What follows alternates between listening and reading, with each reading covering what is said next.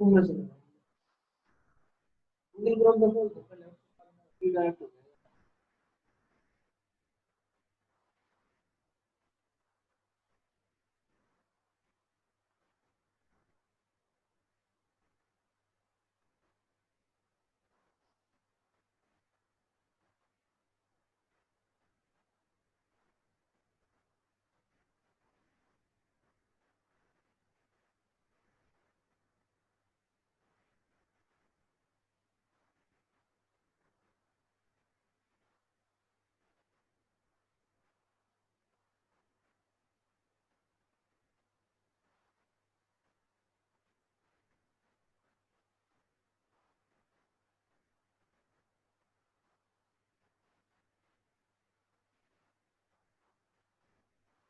आज हम सीखेंगे जी फिल्टर के बारे में।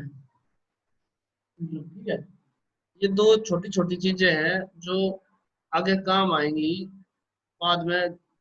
दूसरे जो डंप डेटा करेंगे या कोई भी एनालिसिस करेंगे ना, उस टाइम पे काम आएंगी। ठीक है, तो अभी हम इसकी सिर्फ बेसिक सीखेंगे।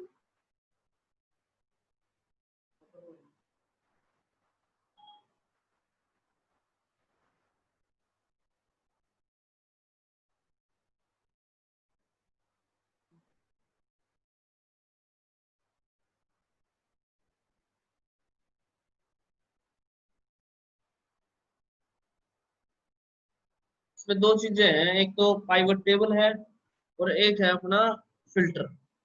ये दोनों ही इम्पोर्टेंट है बहुत ज्यादा। अगर हम कोई भी इसमें एक्सेल में काम करते हैं ना, और हमने वो काम जो बहुत लंबे टाइम में होना है उसको बहुत कम टाइम में करना होगा, तो उस टाइम पे हम इन दोनों टूल्स का यूज करेंगे। ये बहुत इजी है, और इसमें क्या है कि हमारा बहुत ज्यादा टाइम बचता है, तो हम इनका यूज करते हैं। बिल्कुल स्टार्टिंग से शुरू करेंगे। मैं कोई सीडीआर खोल के दिखाऊंगा।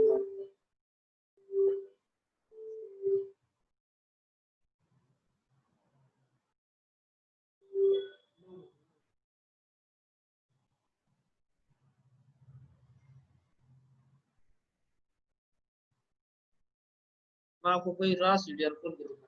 ठीक है, आपकी मार है।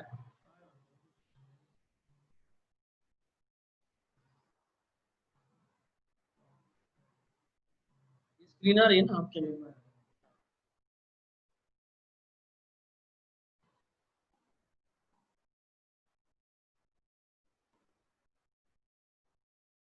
सबसे पहले ना पाइवट टेबल का काम देखेंगे कि पाइवट टेबल होती क्या है। स्पेलिंग होगी ये पाइवट की,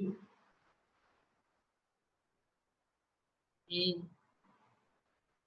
आई V O T, pivot table.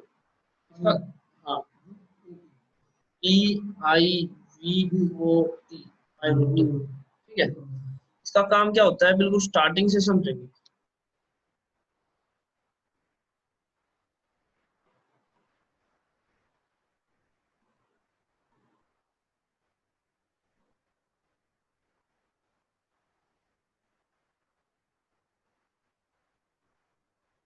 ये सीडीआर थी जो मैंने आपके साथ शेयर करी थी स्टार्टिंग में, तो आपके पास भी है ये वाली कॉपी। तो इसमें हम बिल्कुल, अब ये सीडीआर है किसी की भी, कोई भी हमारा टारगेट है, इसके सीडीआर। अब इसमें इतने सारे नंबर हैं दुनिया भर के। अब हमने ये कैसे पता लगेगा कि फेवरेट नंबर कौन सा था। फेवरेट नंबर का मतलब इन द सेंस कि भाई जिससे सबसे ज्यादा बातें करता है वो नंबर है कौन सा।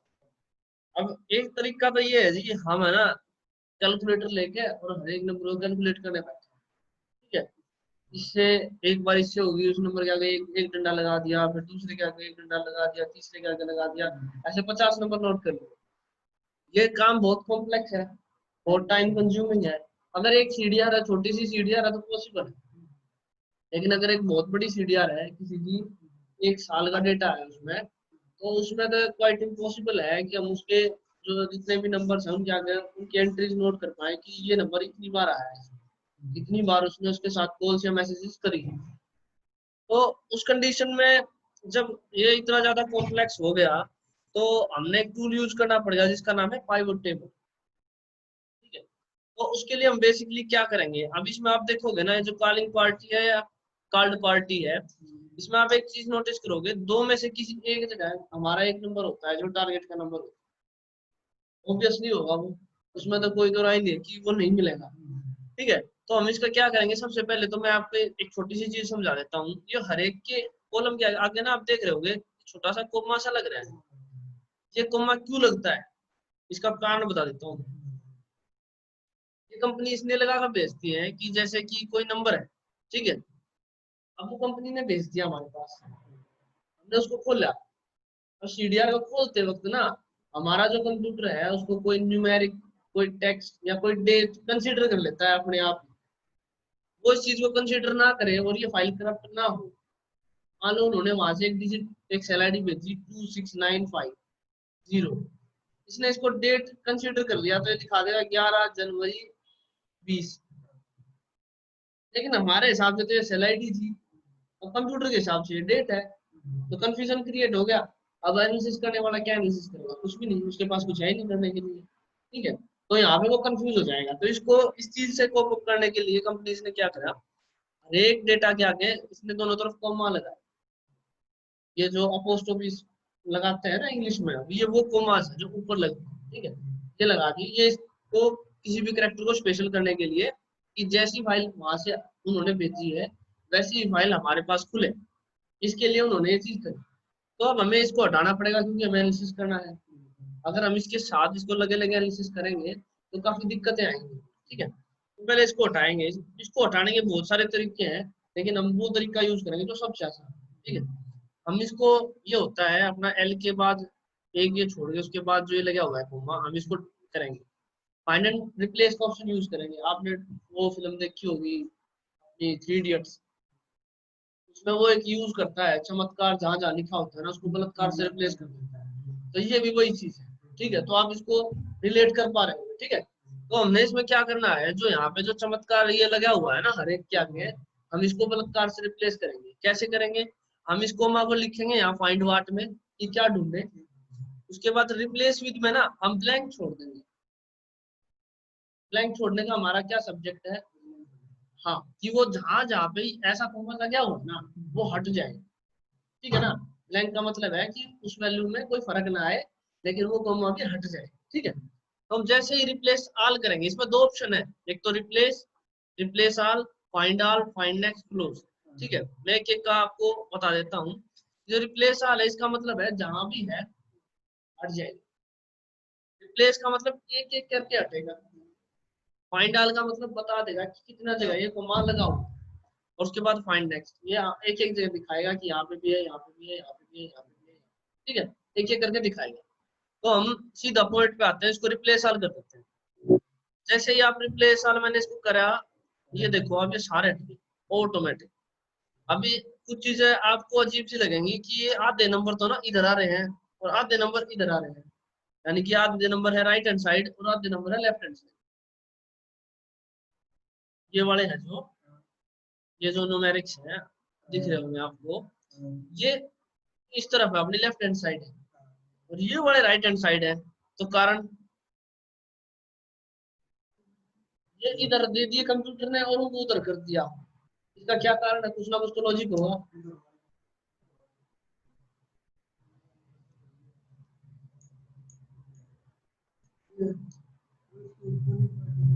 नहीं, मैं बताता हूँ आपको, दोनों एक कॉलिंग नंबर ही है, कॉलिंग पार्टी ही है, लेकिन कंप्यूटर ने आधो को इधर क्यों दिखाया और आधो को उधर क्यों दिखाया। जो हमारे लेफ्ट हैंड साइड शो कर रहा है वो उसको टेक्स्ट कंसीडर कर रहा है। ठीक है, आप उसमें देखोगे ABCDEFGH है। ठीक है, और दूसरी तरफ जो उसने राइट हैंड साइड दिखाया वो सिर्फ न्यूमेरिक्स है। अब आप कह रहे होगे जो सबसे ऊपर वाला है वो तो सब सिर्फ न्यूमेरिक है, लेकिन उसके ऊपर आप थोड़ा सा देखोगे ना, ये निशान है दिख रहा है आपको कोने में, ये निशान जब कंप्यूटर कंफ्यूज हो जाता है ना ये है क्या, जब लगाता है। अब हम इस पर क्लिक करेंगे ना तो ये हमसे पूछेगा कि हाँ जी भाई साहब इसको क्या मानूं मैं, टेक्स्ट मानूं, नंबर में कन्वर्ट कर दूं, एरर बना दूं, इग्नोर एरर कर दूं। ठीक है, तो ये चीज आपको आगे बहुत ज्यादा कॉम्प्लेक्स चीजें होंगी ना तो आपको डिफरेंशिएट करने में help करेगी। ठीक है, तो अब आगे चलते हैं। ठीक है, तो सबसे पहले मैं क्या कहूंगा, हमें ये देखना है कि इसका फेवरेट नंबर कौन सा है, टारगेट नंबर। तो मैं इसको क्या करूंगा, ये जो नीचे शीट है ना खाली है, मैं ऐड कर लेता हूँ एक शीट को। कि हमें इसमें कंफ्यूजन ना हो, कोई डाटा मिक्स ना हो, तो मैं एक नई शीट ऐड कर लूंगा। इस शीट का नाम ना मैं अपनी सहूलियत के लिए पाइवोट टेबल डाल, ठीक है जी।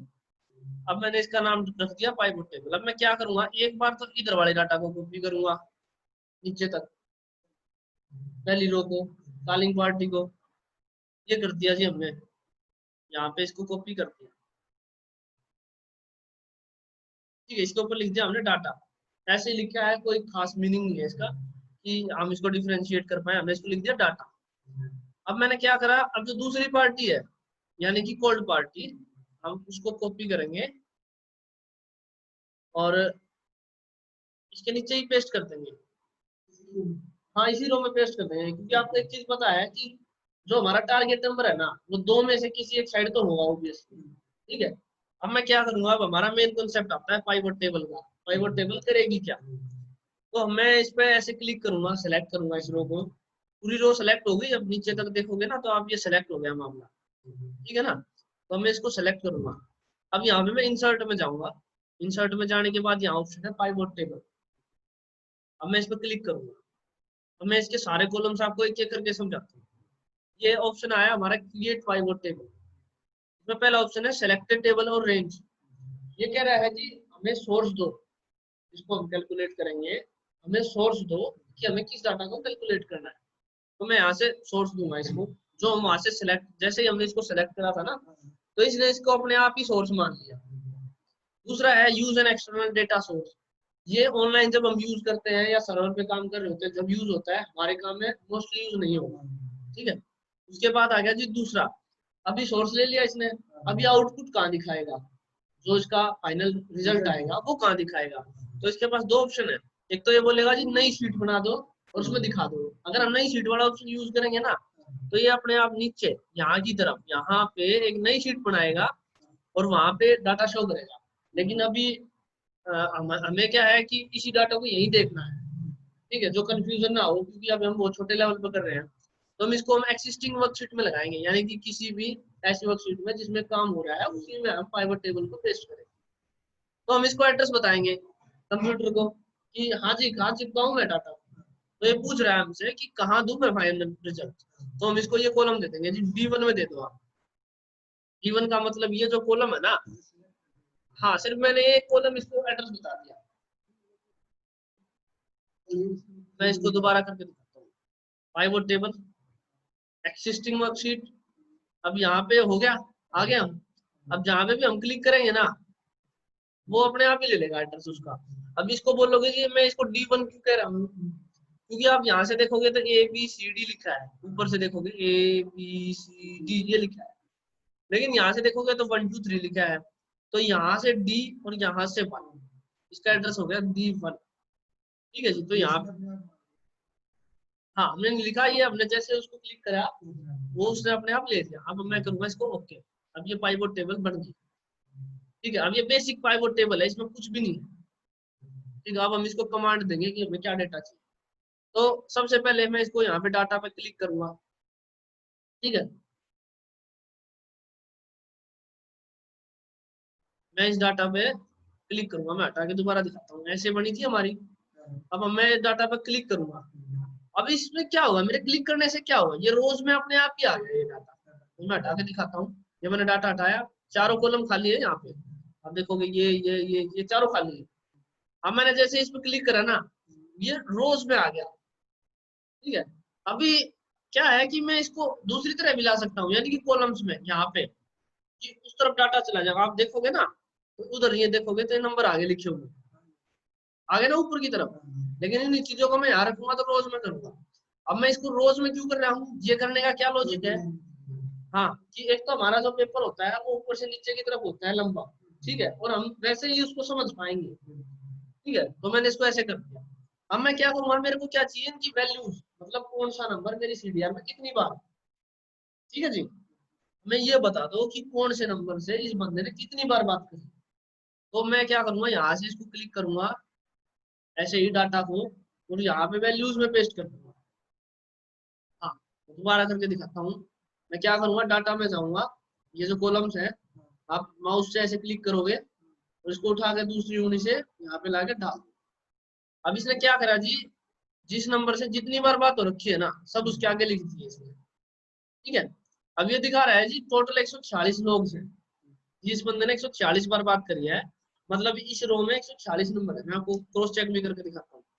हम यहाँ जाएंगे, 147 दिखा रहा है ये, लेकिन एक रो में हमने डाटा लिख रखा है, 147 में से एक घट गया 146। तो यानी कि ये जो लाइन है, ए वाला जो कॉलम है, इसमें 146 डाटा है।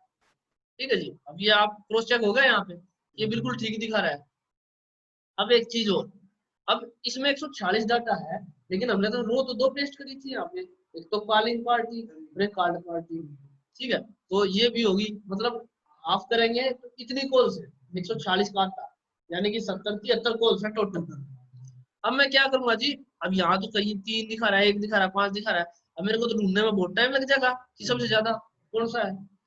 ठीक है, बाकी कम है इसमें, लेकिन अगर किसी डाटा में बहुत ज्यादा है, मैं तो पागल हो जाऊंगा इनको देखते देखते, काउंट करूंगा, हर एक को चेक करूंगा।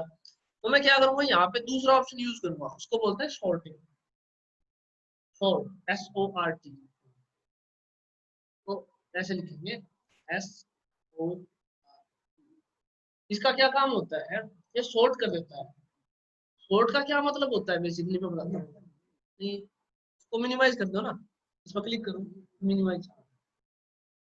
सॉर्टिंग का क्या काम होता है, जैसे आपने देखा होगा, जैसे स्कूल में थे, जब हम एग्जाम देते थे, तो हम क्वेश्चन पेपर सबमिट कर, वो जो अपने आंसर शीट है वो सबमिट कर देते थे। अब जरूरी थोड़ी है रोल नंबर 1 का एग्जाम सबसे पहले खत्म होगा। रोल नंबर 10 का हो सकता है, 12 का हो सकता है, 15 का हो सकता है, और बच्चे तो उधर भी बैठे हो। तो एग्जाम आ गए, अब सभी की आंसर शीट आ गई टीचर के पास। टीचर क्या करेगा, उसको रोल नंबर वाइज लगाएगा। ठीक है, या तो असेंडिंग ऑर्डर में लगाएगा 1 से लेके 50 तक, या डिसेंडिंग ऑर्डर में लगाएगा 50 से लेके 1 तक। तो ये जो प्रोसेस होता है, इसको बोलते हैं हम कंप्यूटर की भाषा में सॉर्टिंग। ठीक है, तो अब हम इसमें सॉर्टिंग करेंगे कि जिसकी वैल्यू सबसे ज्यादा है ना, यानी कि जिससे सबसे ज्यादा बार बात हुई है, उसको हमें सबसे ऊपर दे दो, या जिसकी बात सबसे कम हुई है उसको सबसे ऊपर दे दो। ठीक है, अब जिससे सबसे कम बात हुई है वो तो हमारे लिए इतना इंपॉर्टेंट है नहीं, लेकिन जिससे सबसे ज्यादा बात हुई है वो हमारे लिए इंपॉर्टेंट। तो मैं क्या करूंगा, यहाँ पे डाटा वाले कॉलम में जाऊंगा। ठीक है जी, और डाटा में, और यहाँ पे दो ऑप्शन है सॉर्ट के, दिख रहा है ना, सॉर्ट लिखा हुआ है, SORT सॉर्ट। अब इसमें दो ऑप्शन है, A to Z। A to Z का मतलब है ascending order, lowest to highest.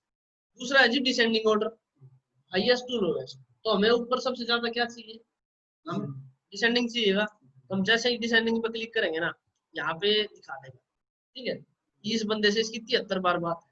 लेकिन यहाँ पे भी एक ट्विस्ट है कि जो हमारा टारगेट नंबर था, आप चेक करोगे तो ये टारगेट नंबर मिलेगा। क्यों मिलेगा टारगेट नंबर, क्योंकि दोनों पार्टियों में से एक जगह तो ऑब्वियसली होगा ही। ठीक है, तो इसलिए 73 होगा। तो लेकिन जो दूसरा नंबर मिलेगा ना, जो यहाँ पे इसने काउंट दिया है 9, ये इसका फॉर्मेट। ठीक है जी, हाँ, इसकी टोटल कॉल्स है 73, और उसमें से, हाँ हाँ, अब ये जो नीचे बच गई ना, ये वो है जिनसे उन्होंने कांटेक्ट करा है। एक बार किससे कराया, 2 बार किससे कराया, 5 बार किससे कराया, 10 बार किससे कराया, ये वो अलग अलग सॉर्ट टोटल कॉल्स है। मैं आपको बताता हूँ, आप इसमें कंफ्यूज हो। जैसे आपने पता होगा भाई, ये है अरुण। ठीक है, ये है अरुण। अब इसका मोबाइल नंबर है कोई भी X। ये अपने ACP साहब के पास एक कॉल करता है, DCP साहब के पास 10 कॉल करता है, SHO के पास 25 कॉल करता है। ठीक है, कॉल्स कितनी हुई टोटल, 36। अरुण ने कितनी कॉल करी है,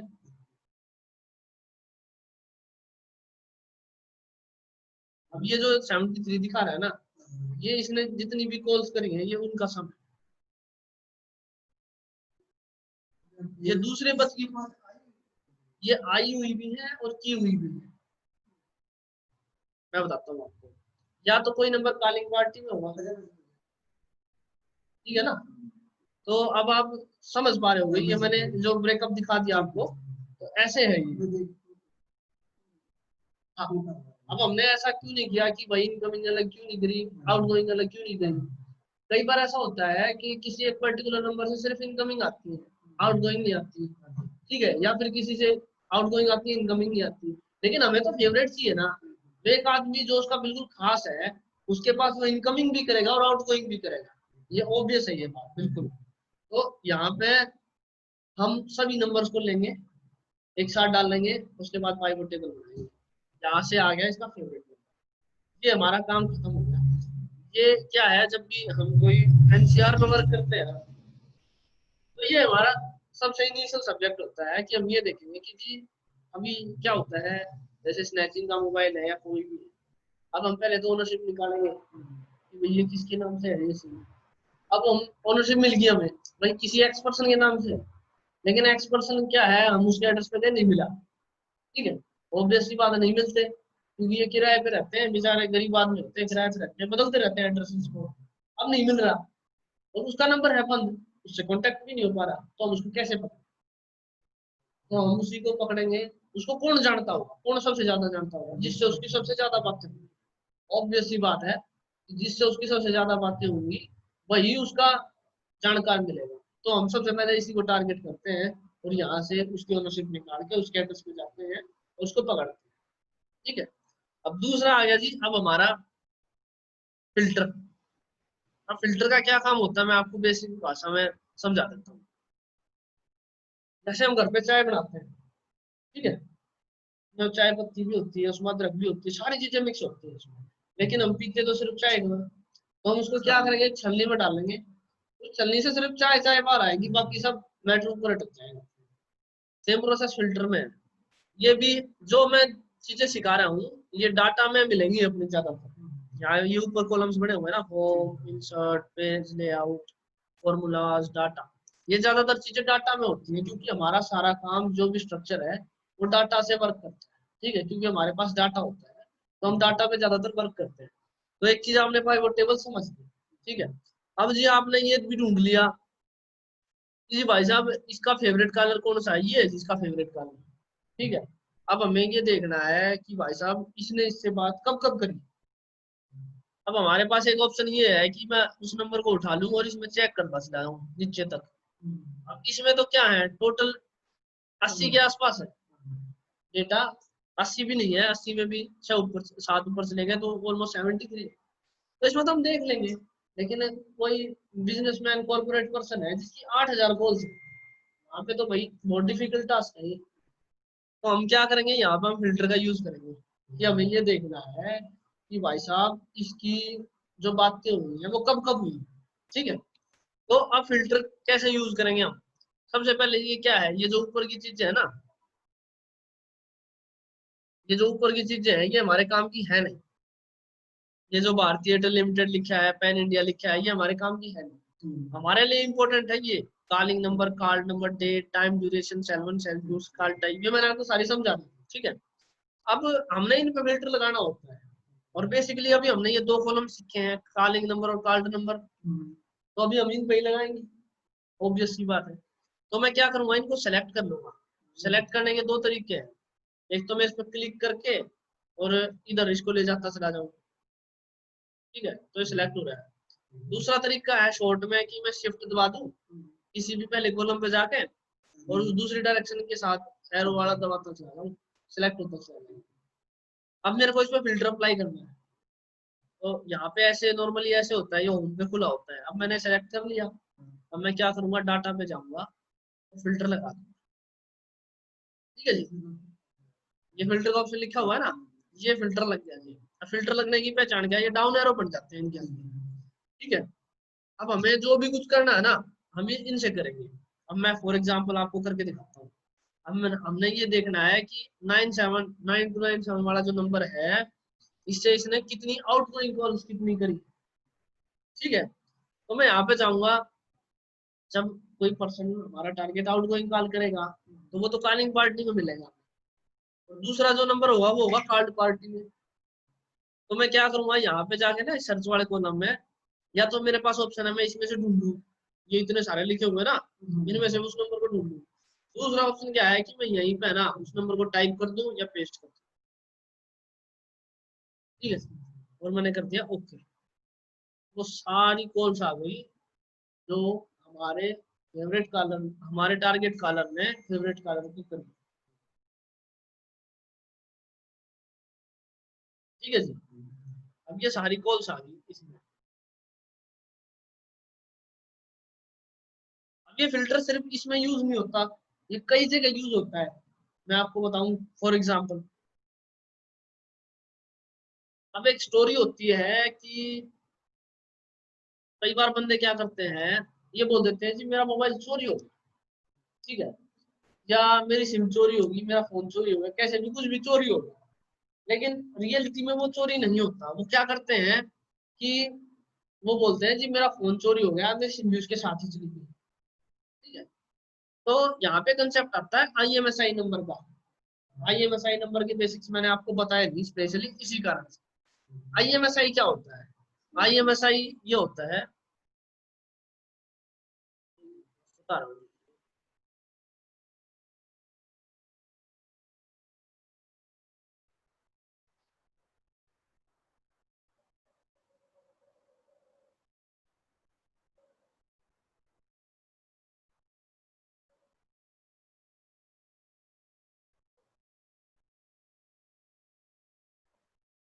आईएमएसआई क्या होगा? ये सिम का ना एक यूनिक नंबर होता है। सिम का एक यूनिक नंबर होता है, यूनिक नंबर। हमारा नंबर है कोई भी नंबर 9876543221, ये होगा जी हमारा मोबाइल नंबर। कोई भी कॉल करेगा तो हमारे फोन पे फोन आएगा, दैट्स इट। अभी जब ये मान लो कि किसी भी कंडीशन में खो गया, तो हम दुकान पे जाते हैं जी दूसरी सिम इशू कराने, ठीक है, सेकंड सिम इशू कराते हैं हम। उस प्रोसेस को बोलते हैं स्वैप, ठीक है। हार्डली इतनी ज्यादा इंपॉर्टेंट नहीं है, लेकिन हम बेसिक्स को समझे। अब ये नंबर था, हमने इसको दूसरा नंबर इशू कराया, ठीक है। अब सिम जो हमारा मोबाइल नंबर है वो तो वही रहता है, लेकिन वो जो सिम होती है ना, जो वो चिप होती है, उसका नंबर चेंज हो जाता है। तो हम वो कैसे पता करेंगे कि ये वही सिम है या नहीं है? तो हम क्या करेंगे जी, उसका है ना, ये देखेंगे कि उसका आईएमईआई नंबर चेंज हुआ है या नहीं हुआ, ठीक है। अभी ये बहुत कॉम्प्लेक्स चीज है कि हम मान लो कि कोई सीडीआर है और उसमें 8,000 कॉल्स है, ठीक है जी। अब हम 8,000 कॉल्स में से ये कैसे ढूंढते हैं कि ये जो आई इसका सिम का नंबर चेंज हुआ है या नहीं हुआ है, ठीक है। जनरली मैं एक सिनेरियो बताता हूँ। कोई आदमी रास्ते से जा रहा है, फोन पे बात कर रहा है, और पीछे से दो बाइक वाले आते हैं, उसका फोन छीन के भागते हैं। ये है रियल सिनेरियो।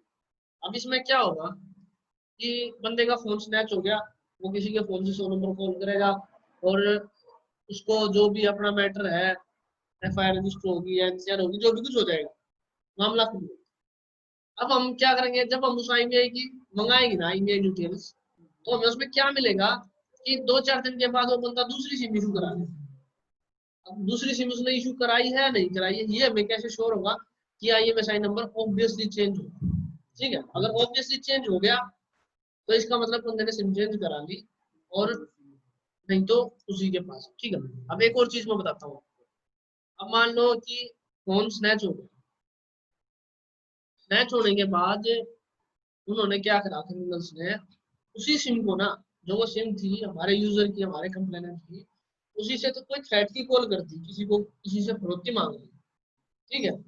अब हमें तो ये लगेगा कि जी सेकंड पर्सन ने, क्या पता उसी ने कॉल कर दी हो, ठीक है, उसी ने थ्रेट की कॉल कर दी और फिर बाद में स्नैचिंग वाला ड्रामा रच दिया हो। तो हम इस चीज को डिफरेंशिएट कैसे करेंगे उस आईएमएसआई नंबर, ठीक है। क्योंकि अगर पुरानी आईएमएसआई नंबर से कॉल हुई है, तो ऑब्वियस सी बात है कि भाई क्रिमिनल्स ने करी हो।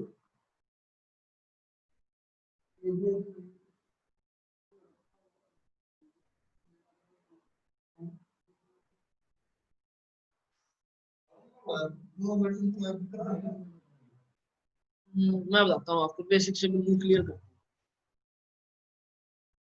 जैसे आप ये कह रहे हो कि भाई स्नैचर ने ही एक्सटॉर्शन की कॉल करी, हाँ मैं भी आपको स्टार्टिंग से,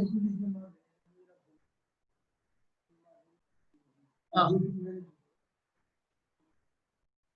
हाँ हाँ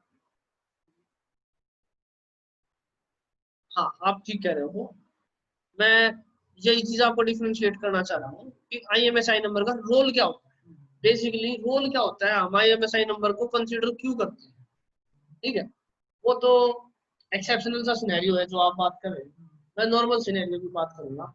एक तो ये सिनेरियो होता है कि स्नैचिंग के केसेस में ऐसा होता है कि जी फोन स्नैच हो गया, ठीक है, और स्नैचिंग, जो फोन स्नैच हुआ था उससे उन्होंने क्या करा, कोई एक्सटॉर्शन की कॉल कर दी। ठीक है, तो उस केस में क्या होगा, जब वो कॉल हुई होगी ना, वो पुराने आईएमएसआई नंबर से होगी। ठीक है, और जब उसके बाद अगर मान लो वो नई सिम लेने के बाद कोई कॉल करता है, ठीक है, तो उसका नया आईएमएसआई नंबर आएगा। ठीक है, लेकिन जनरली क्या होता है कि हम इस चीज को कंसिडर नहीं करते। ठीक है, हम आईएमआई नंबर को देख लेते हैं लेकिन हम आईएमएसआई नंबर को कंसिडर नहीं करते। ठीक है, तो जैसा जैसे हम ये इसकी जरूरत कहाँ कहाँ पड़ती है मैं आपको बता देता हूँ। जो हमारे एनसीआर वाले नंबर होते हैं ना, एनसीआर वाले हम आईएमआई पे काम कर रहे होते हैं, तो हमें ये डिफरेंशिएट करना होता है कि मान लो हम फेवरेट कलर ढूंढ रहे हैं। ठीक है, फेवरेट कलर ढूंढ रहे हैं और हमने फेवरेट कलर ढूंढ दिया उस टाइम का जब फोन चोरी नहीं हुआ था। ठीक है, तो वो फेवरेट कलर तो हमारे कंप्लेनेंट का ही मिलेगा। ठीक है, तो लेकिन ये चीज हम ध्यान के अब अलग कैसे करें कि कौन से कंप्लेनेंट के हैं और कौन से एक्यूज के हैं। हम क्या करेंगे, फिल्टर लगाएंगे आईएमएसआई पे कि जी हमें उस आईएमएसआई के चाहिए जिस टाइम पे फोन चोरी हो चुका था। मैं आपको सिनेरियो बताता हूँ उससे आप समझो। जैसे क्या हुआ था जब जियो की सिम इशू होनी शुरू हुई थी ना, तो आज मैंने 10-10 सिम ली।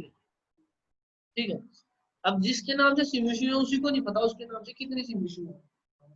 उसने अपने चाचा मामा पता नहीं किस किस को दे दी और दुकानदारों ने भी धड़ल्ले से सिम निकाली थी।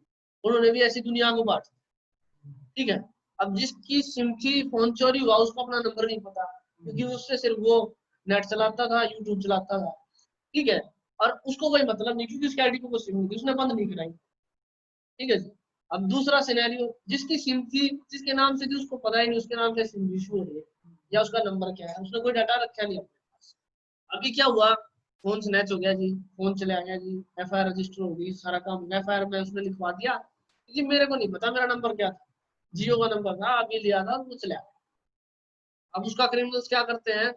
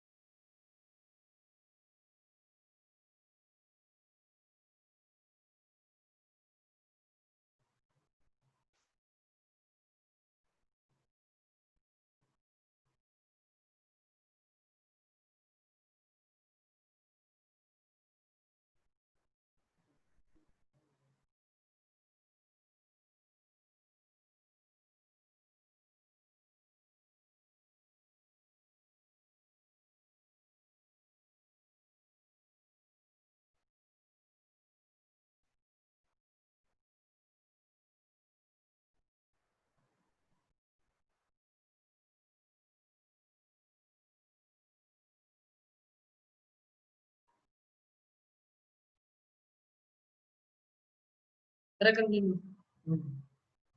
तो हम यहाँ से कि हम डिफरेंशिएट कैसे करेंगे।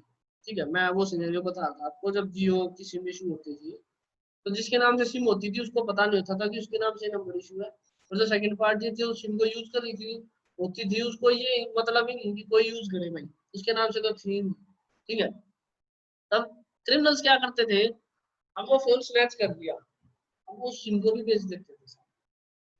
ठीक है, या तो सिम को बेच देते थे, अदरवाइज उस सिम को यूज करने लग जाते थे।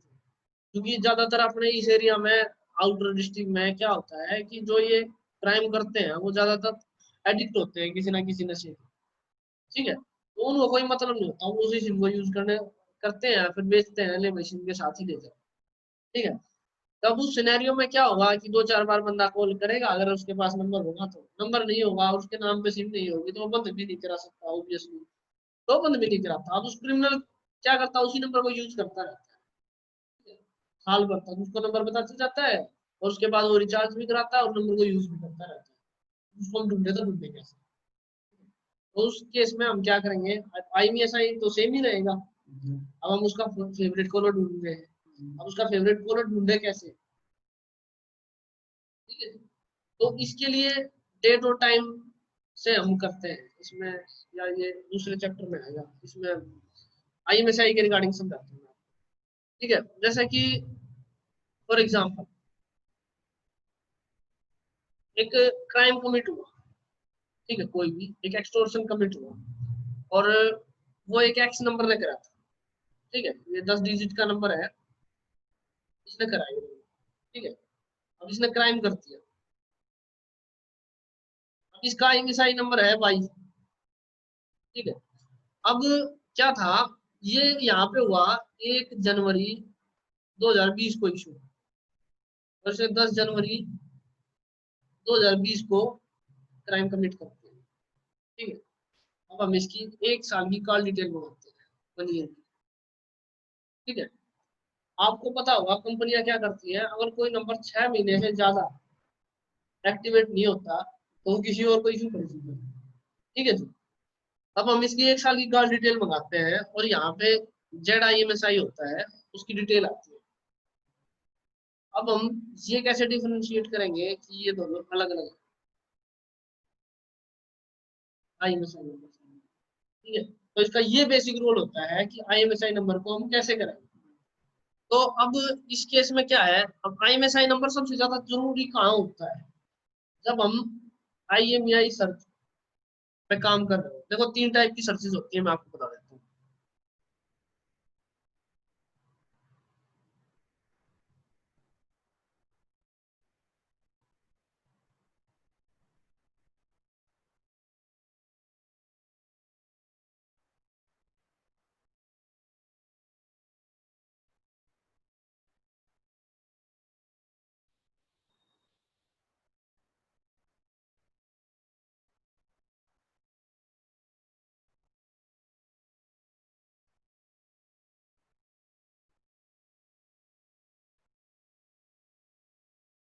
ये 3 टाइप की सर्चेज होती है।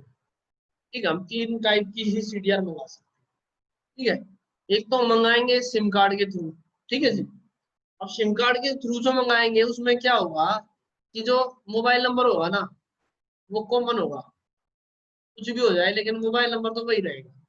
लेकिन इसमें क्या क्या हो सकता है, इसमें IMSI नंबर 2 अलग अलग हो सकते हैं। ठीक है, अलग हो सकते हैं क्योंकि एक सिम पे कई IMSI भी इशू हो सकते हैं।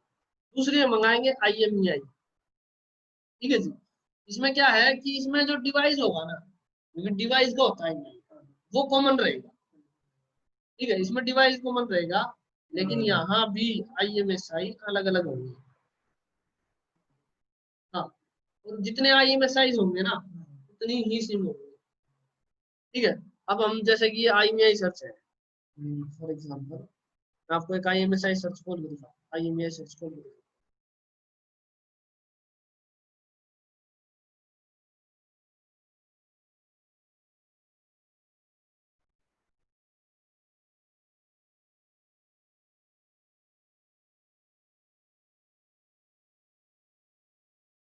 ये एक IMEI सर्च है।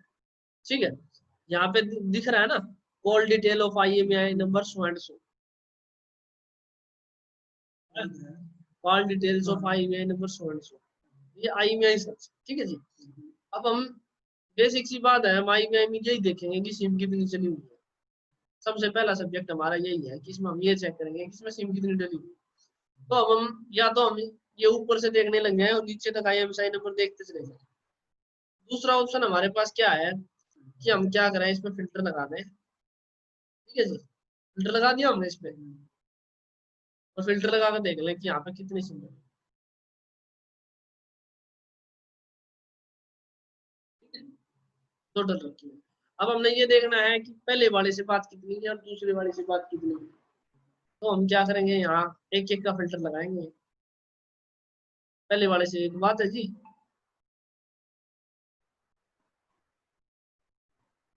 दूसरे वाले से इतनी सारी बात है। ठीक है, ये ये होता है इसका काम। ठीक है, हाँ, उससे एक ही बार फोन करा, जैसे कि सिम डाली और कोई कॉल करा और फिर निकाल के फेंक दी। मैं इसमें आपको एक बहुत बढ़िया केस दिखाता हूँ, उसमें क्या हुआ था।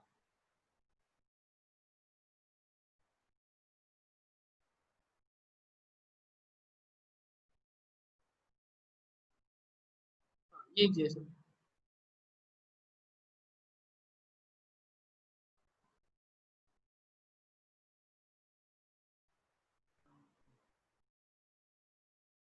अब ये आप हम एक सीडीआर खोल रहे हैं, ये सीडीआर है जियो कंपनी की, ठीक है जी। अब इसमें हमने क्या मिला, इसमें इंटरेस्टिंग क्या था, इसमें आपको एफआईआर भी खोल के दिखाता हूँ। वो आपको और क्लियर कर देंगे कि क्या मैं समझाना चाह रहा हूँ, क्या आपने आगे चीजों में ध्यान रखना है।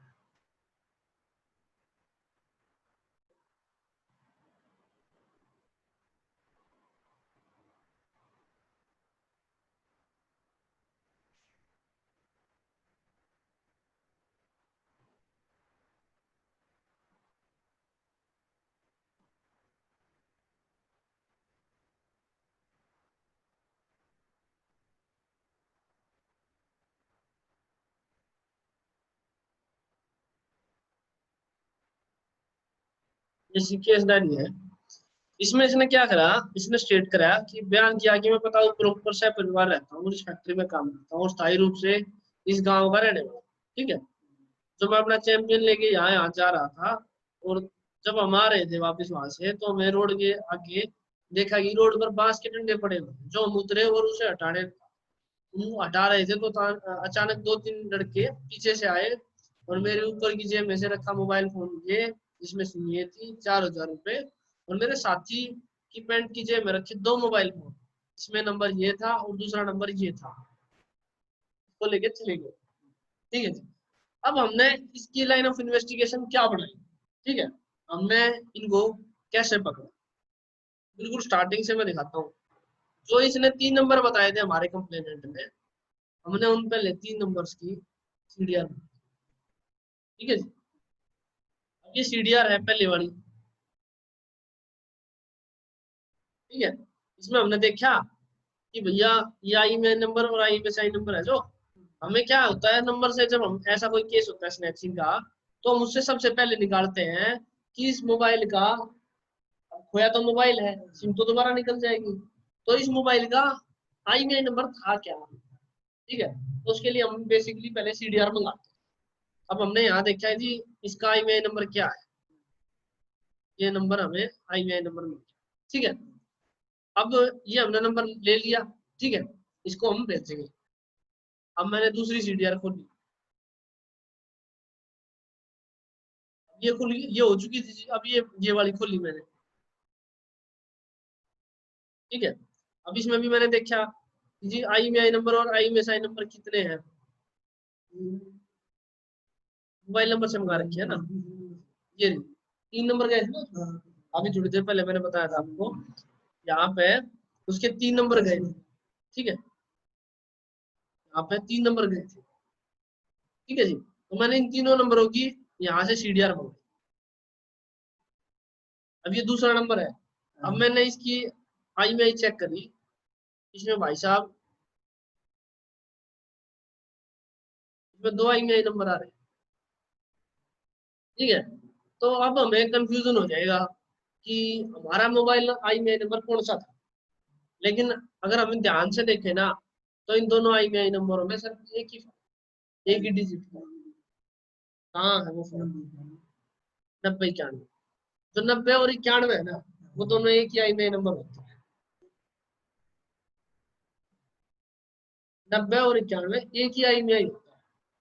हाँ, अगर लास्ट में कहीं पे न्यूमेरिक जीरो आ रहा है ना, और उसकी जगह कोई और दूसरा डिजिट आ रहा है, तो वो दोनों एक ही आई में आई नंबर कंसिडर करते हैं, ठीक है। तो यानी कि ये दोनों एक ही आई में आई है। अगर लास्ट में जीरो है और दूसरे आई में आई पे लास्ट में डिजिट कुछ और है, तो उससे कोई फर्क नहीं पड़ता। आप दोनों की डिटेल मंगा लो, डिटेल सेम ही आएगी, ठीक है ना। क्योंकि आखिरी जो नंबर होता है वो आई में आई में कंसिडर नहीं होता, सर्च में उसको कंसिडर नहीं करते, ठीक है। तो हम इसको इग्नोर कर देंगे। अब मैं आपको तीसरी सीडीआर दिखाता हूँ, जो सबसे ज्यादा इंटरेस्टिंग है। अब जैसे मैंने इसकी तीसरी सीडीआर खोली ना, अब उसमें क्या मिला, जैसे मैंने इसकी तीसरी सीडीआर खोली, तो मेरे को क्या मिला,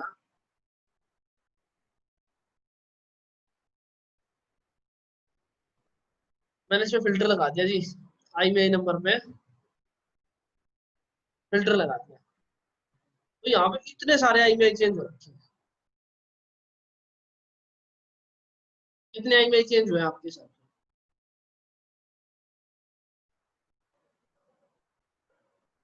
कंफ्यूजन हो रही होगी इसमें, बताओ अब कितने IMEI नंबर चेंज हुए?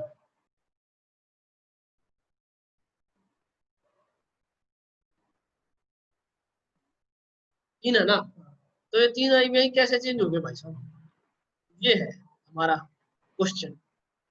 ठीक है, जो सबसे इंटरेस्टिंग चीज है वो इस केस में यही है कि IMEI नंबर 3 चेंज हुए तो हुए कैसे। ठीक है जी, अब मैं आपको बता दूं तो ये 7 तारीख 7वां महीना 2020 की FIR है।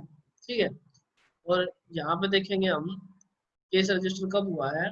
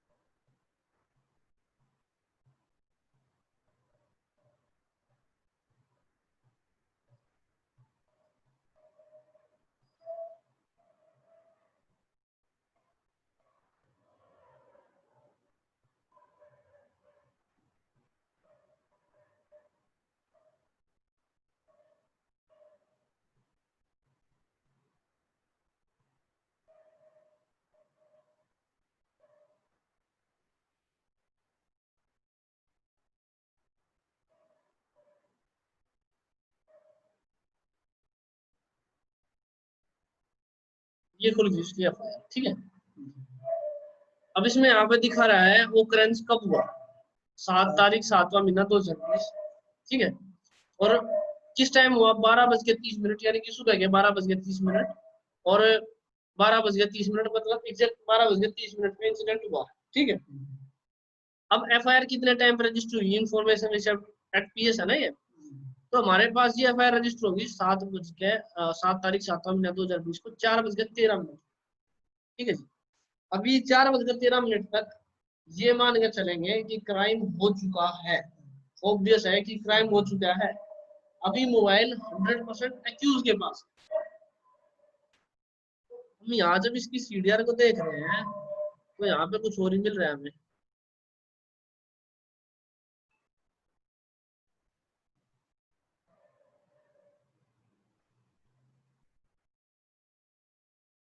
तो ये हमारी CDR थी, इसमें हमारे 3 IMEI नंबर आ रहे थे। ये जो 3 IMEI नंबर आपने बताया कि 3 IMEI नंबर अलग अलग। तो यहाँ पे हम देख रहे हैं कि यहाँ पे टाइम क्या हुआ है, किस टाइम के, दोपहर के। यानी कि ये मोबाइल किसने यूज करा, ऑब्वियसली एक्यूज ने यूज करा है। तो अब हम कैसे करेंगे, इसमें अलग अलग कैसे करेंगे कि कौन सा एक्यूज ने यूज करा है और कौन सा हमारा कंप्लेनेंट ने यूज करा है। बताया था IMSI के थ्रू करेंगे ना, क्योंकि IMSI आपने बताया था कि 3 है अलग। ठीक है, तो अब हम IMSI में फिल्टर करेंगे, सॉरी IMEI में फिल्टर करेंगे, क्योंकि ये मोबाइल नंबर की CDR है। ये इनपुट वैल्यू जो लिखी हुई है ये मोबाइल नंबर है।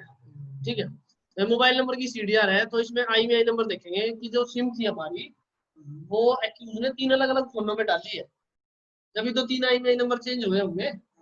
ठीक है, तो हम यहाँ पे IMEI नंबर एक एक को फिल्टर करेंगे। अब ये दोनों तो एक ही है, ठीक है, लेकिन हमें दोनों एक साथ सेलेक्ट करने पड़ेंगे। कारण क्या है कि कहीं ना कहीं उसने 6 को कंसीडर किया होगा, ईएमआई नंबर कहीं ना कहीं 0 को कंसीडर किया होगा। हम इन दोनों को एक मोबाइल लेकर चलेंगे तो दोनों को एक साथ क्लिक करना होगा।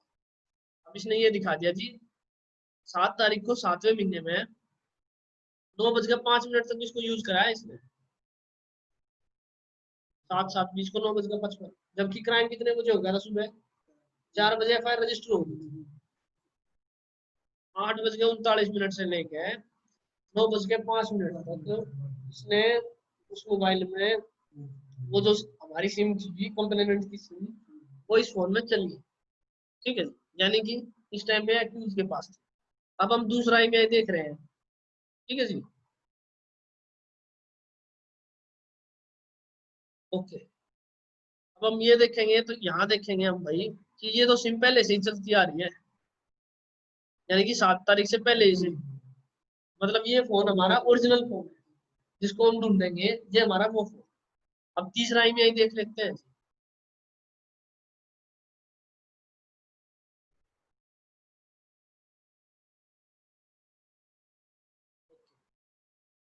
ये इसने यूज करा है 1:01 से लेकर 4:54 तक। ये कैसे पहले तो हुआ? दिन के 1 बजे से लेके और शाम के 5 बजे तक, सुबह 4 बजे हुआ। ये 13 बजे हुए। ठीक है ना? तो अब आप समझ गए होंगे थोड़ा सा ऐसे। बाकी हम बिल्कुल डिस्क्राइब करके इसको बाद में डिस्कस करेंगे जब हम पर्टिकुलर आई में आएंगे। अभी हम क्या डिस्कस कर रहे हैं? सिर्फ और सिर्फ फिल्टर और हमारी पाइवट। इसकी है ना दोनों चीजों की आप प्रैक्टिस कर लेना। और इसमें है ना बहुत सारे डाउट्स होते हैं। ठीक है, इसमें आप जितने ज्यादा डाउट्स निकालोगे ना उतनी आपके बाद में आसानी रहेगी। उन डाउट्स को आप पेपर में लिख लेना और अगली बार पूछ लेना। जितने आपके ज्यादा डाउट्स होंगे ना उतने आपका माइंड, इसका माइंड शार्प होगा। और आपको जब आप पर्टिकुलर प्रैक्टिस करोगे जब इसमें, तो आपको दिक्कतें कम से कम आएंगी। क्योंकि बहुत सारे जो गेम चेंजर्स है ना वो यहीं से आते हैं, फिल्टर से और पाइवट टेबल से। जो हमारा डंप डेटा का एनालिसिस होता है वो ज्यादातर इन दो चीजों पे टिका होता है। ठीक है जी, तो आप इनको ट्राई करना।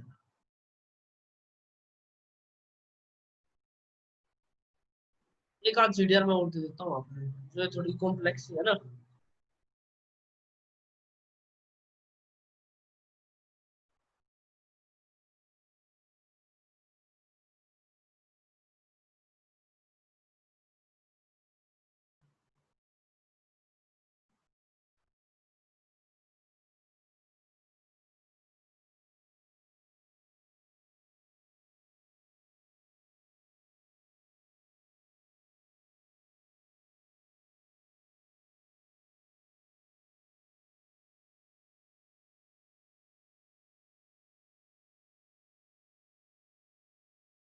आगे तीनों इन फाइलों को डाउनलोड करके ना इनमें से आप डाटा निकाल के देखना। एक तो इनके फेवरेट कॉलर्स, अलग अलग सिम के, अलग अलग फोन के, ऐसे करके वो निकाल के देख लेना। और उसके बाद पाइवट चार्ट, क्योंकि दिक्कतें बहुत आएंगी। मैंने आपको सिर्फ और सिर्फ बेसिक चीज सिखाई है, इसमें लेवल बहुत हाई तक जाएगा। और फिर इसमें मैंने इसलिए स्पेशली चीज छोड़ी है कि आप प्रैक्टिस करोगे ना जब भी बढ़िया तरीके से सीख पाओगे। तो इन दो चीजों को अच्छे से ध्यान में देना। ठीक है।